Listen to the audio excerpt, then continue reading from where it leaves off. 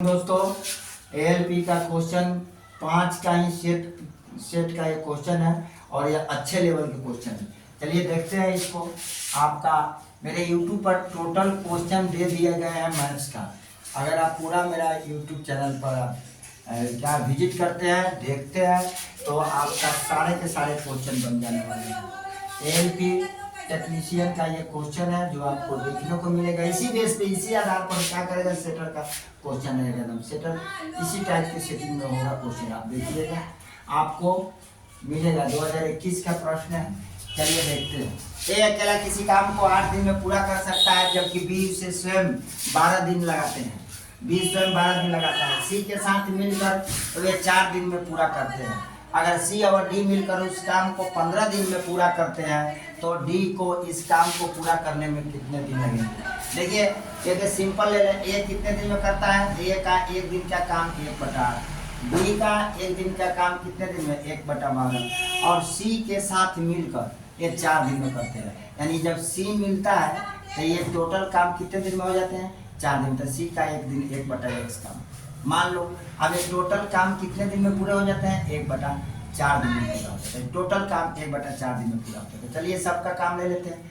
तो सब ये कितने दिन में करेंगे, ए प्लस बी प्लस सी, ये तीनों के काम ले लेते हैं। ये टोटल 1/4 है, ठीक है ना दोस्त। तो ये हो जाएगा 1/8 plus 1/12 plus 1/x equal to 1/4 दिन में, ठीक है।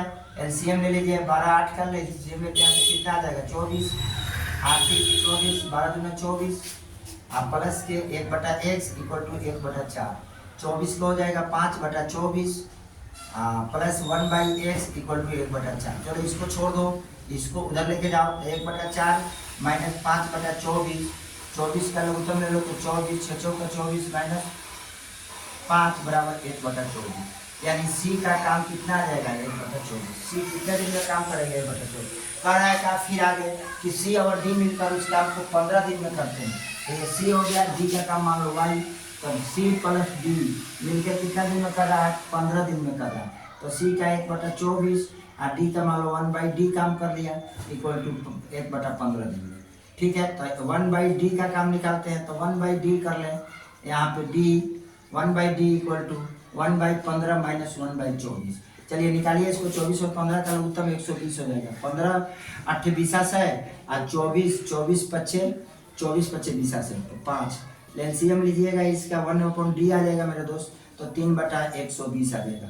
3/120, 120 के काट दो 40, यानी कि आपका मिलेगा कितना 1/d इक्वल टू 1/40, यानी d इक्वल टू 40 दिन में आपका काम को पूरा करेगा, ठीक है।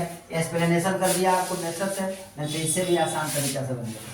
दो संख्याओं का अनुपात इतना है, यदि उनका महत्तम समप्रवर्तक 13 है तो संख्या ज्ञात कीजिए। तो महत्तम समप्रवर्तक अगर दिया है तो संख्या निकालने के लिए आप क्या करेंगे, 15 गुने 13 पहला संख्या, दूसरा 13 गुने 11 गुने 13, 11 गुने 13 दूसरा संख्या।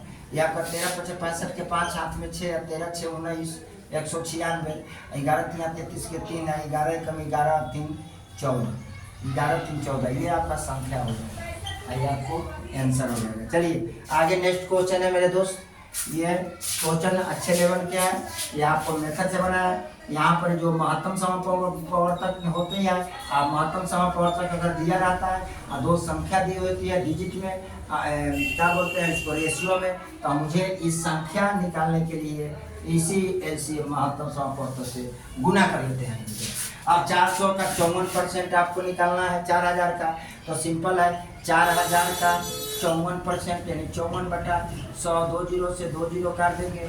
अब आपको मिलेगा कितना, 40 गुने 54, 4 चौका 16 में 6, 4 5 20 है 21, आइए आपका आ जाएगा कितना, ये आपका आ जाएगा 2160। आइए आपका आंसर हो जाएगा। ओके मेरे दोस्त, आगे फिर आपका कल देखते हैं, इससे आगे क्वेश्चन मिलेंगे।